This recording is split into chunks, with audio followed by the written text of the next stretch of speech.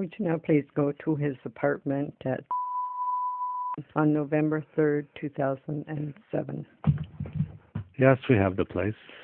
At approximately around 3:30 a.m., half asleep, it felt like his body was being physically pressed down into his bed, after which there felt a vibrational or whirling in his head, then a feeling like he was receiving information of some sort, which he could not remember later. Could you please describe what happened? This would be part of the process in which the entity was collecting himself into the upper mind or the pineal and pituitary.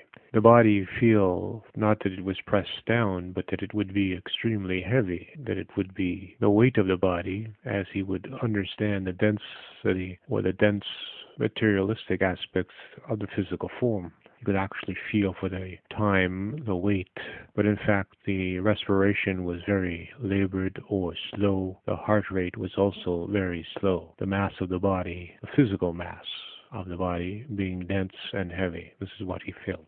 The collection point in the pituitary or pineal would have been his staging point in being able to leave the body to travel the different realms. And indeed, there was some activity in which the entity would be touching upon the Akashic Records, or that place that might be considered where all knowledge is arranged. Being that the entity was in a deep state of meditation, and at the point of leaving the physical form, the mind would be projected into these higher realms, it would be understandable that the entity was in between conscious and unconscious sleep. Hence the understanding that all knowledge was made available to the entity, as he would have certain curiosities or points of thought or direction. However, coming back from that point would be like waking up in the middle of a dream, knowing something transpired, but unable to get in touch with that other mind that makes up the total mind of self.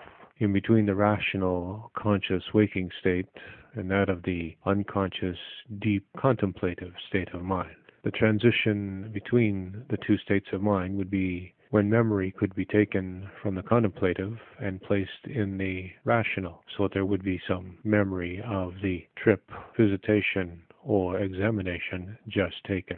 In short, the entity entered into a deep slumber. The body's heart rate and respiration became very labored or slow. The weight of the body would be felt, and that of the swirling or wiggling would be the separation between the spiritual or the physical self and the astral self.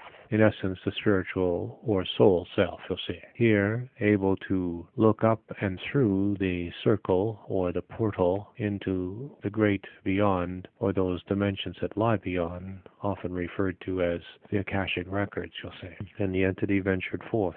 Now he can do so again if he would reproduce the same effect, putting the body into a deep state of trance or sleep or meditation, while keeping some conscious, let us call it, memory pegs or points that the mind does not go to sleep. On the rational side, allowing that of the contemplative side to awaken completely, as is usually done during deep sleep. He can maintain a bridge between these two, then he can indeed enter into the great beyond, have some cognitive understanding and memory of what is or has just happened. Direction.